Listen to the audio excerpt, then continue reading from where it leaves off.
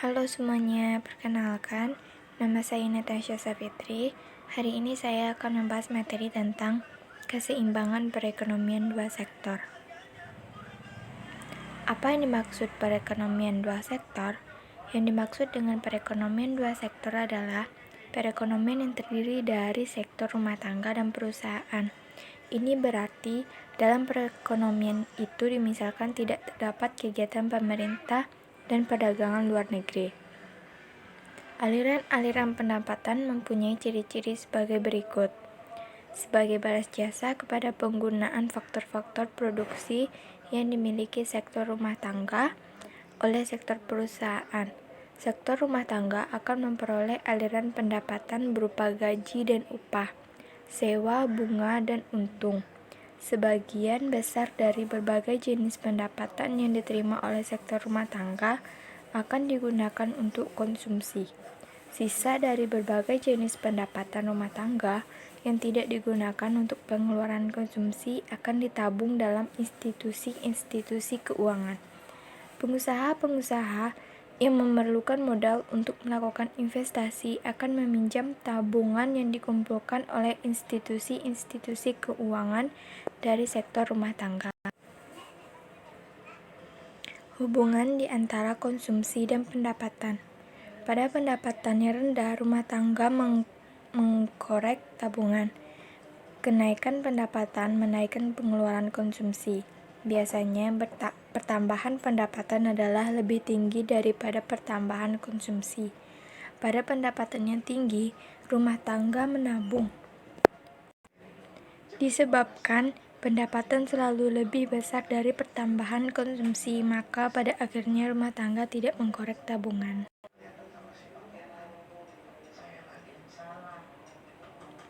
Fungsi konsumsi dan fungsi tabungan. Ada dua kurva yang sangat penting peranannya dalam penentuan keseimbangan pendapatan nasional, yaitu fungsi konsumsi dan fungsi tabungan. Pengertian fungsi konsumsi dan tabungan. Fungsi konsumsi adalah suatu kurva yang menggambarkan sifat hubungan di antara tingkat konsumsi rumah tangga dalam perekonomian dengan pendapatan nasional. Pendapatan disposable perekonomian tersebut. 2. Fungsi tabungan adalah suatu kurva yang menggambarkan sifat hubungan di antara tingkat tabungan rumah tangga dalam perekonomian dengan pendapatan nasional, pendapatan disposable perekonomian tersebut. Berikut ini adalah gambar kurva fungsi konsumsi dan fungsi tabungan.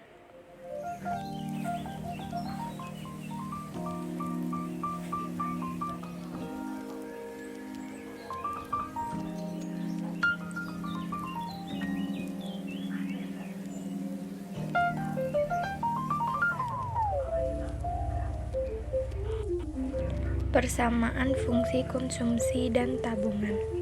Fungsi konsumsi ialah C sama dengan CO tambah BY. Fungsi tabungan ialah S sama dengan min CO tambah dalam kurung 1 dikurang B Y. Faktor lain yang mempengaruhi konsumsi dan tabungan. Yang pertama, kekayaan yang telah terkumpul, suku bunga, sikap dan berhemat, keadaan perekonomian, distribusi pendapatan, tersedia tidaknya dana pensiun yang mencukupi, kecondongan mengkonsumsi dan menabung. Investasi. Investasi yang sering juga disebut dengan istilah penanaman modal atau pembentukan modal merupakan komponen kedua yang menentukan tingkat pengeluaran agregat. Investasi dapat diartikan sebagai pengeluaran atau pengeluaran penanam modal atau perusahaan untuk membeli barang-barang modal dan perlengkapan produksi untuk menambah kemampuan memproduksi barang-barang dan jasa-jasa yang tersedia dalam perekonomian. Penentu tingkat investasi. Yang pertama, tingkat keuntungan yang diramalkan akan diperoleh. Yang kedua, suku bunga. Yang ketiga, ramalan mengenai keadaan ekonomi di masa depan. Yang keempat, kemajuan teknologi. Yang kelima, tingkat pendapatan nasional dan perubahan-perubahannya. Yang keenam, perusahaan-perusahaan. Untuk menunjukkan proses penentuan tingkat keseimbangan dan perekonomian negara dapat digunakan 3 cara, yaitu yang A dengan menggunakan contoh angka yang membandingkan pendapatan nasional dan pengeluaran agregat. Yang B dengan menggunakan grafik yang menunjukkan A. kesamaan pengeluaran agregat dengan pengeluaran agregat, dan B. kesamaan di antara investasi dan tabungan. Yang C dengan menggunakan cara penentuan secara aljabar. Perubahan, keseimbangan, dan multiplier. Dalam perekonomian dua sektor, perubahan tersebut terutama disebabkan karena perubahan dalam investasi. Perubahan teknologi misalnya akan menambah investasi yang bertambah akan memindahkan pengeluaran agregat C ditambah M I ke atas, maka keseimbangan pendapatan nasional yang baru akan dicapai dan pendapatan nasional akan bertambah. Pengurangan investasi juga dapat berlaku, dan sekali lagi pengeluaran agregat C ditambah I akan mengalami perubahan. Kali ini ia akan turun ke bawah dan keseimbangan pendapatan nasional dicapai pada pendapatan nasional yang lebih rendah. Analisis mengenai multiplier bertujuan untuk menerangkan pengaruh dari kenaikan atau kemerosotan dalam pengeluaran agregat ke atas tingkat keseimbangan, dan terutama ke atas tingkat pendapatan nasional. Perhitungan pendapatan nasional keseimbangan secara matematis dihitung Y sama dengan E, Y sama dengan C tambah S segi penerimaan, Y sama dengan C tambah I segi pengeluaran, C tambah S sama dengan C tambah I, jadi S sama dengan I. Kemudian, untuk menghitung besarnya pendapatan nasional keseimbangan dapat dilakukan dengan langkah pertama, Y sama dengan C tambah I, pendapatan nasional dari segi pengeluaran. C sama dengan CO tambah BY, Y sama dengan IO, sehingga Y sama dengan CO tambah BY tambah I. Dalam kurung Y dikurang BY sama dengan CO tambah I. Dalam kurung 1 dikurang B, Y sama dengan CO tambah I.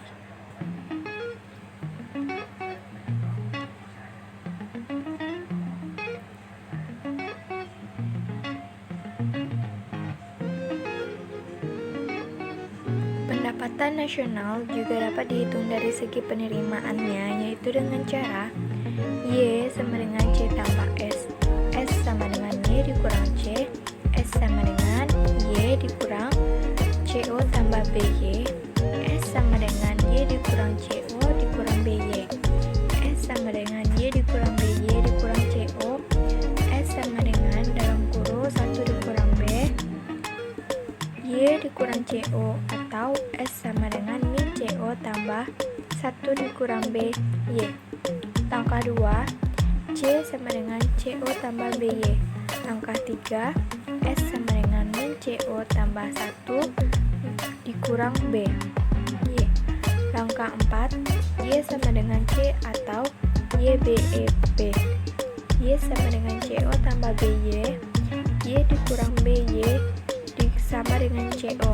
1 dikurang B, Y sama dengan CO. Jadi Y sama dengan CO per 1 dikurang B. Berikut ini adalah contoh soalnya. Pada suatu perekonomian negara Z, diketahui fungsi konsumsi C sama dengan 200 miliar ditambah 0,75 Y.